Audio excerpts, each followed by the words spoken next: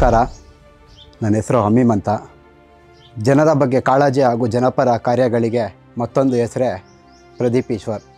ಯಾಕೆ ಈ ಮಾತು ಹೇಳೋಕ್ಕೆ ಇಷ್ಟಪಡ್ತಾ ಇದ್ದೀನಿ ಅಂದರೆ, ನಮ್ಮ ಊರಿಗೆ ನಮ್ಮ ಶಾಸಕ ಕಾರ್ಯಕ್ರಮ ಮಾಡ್ತವ್ರು ಶಾಸಕರು 4 ಗಂಟೆ ಬೆಳಗ್ಗೆ 4 ಗಂಟೆಗೆ ಎದ್ದು ಬಂದು 6 ಗಂಟೆಗೆ ಹಳ್ಳಿಗಳಲ್ಲಿರ್ತಾರೆ.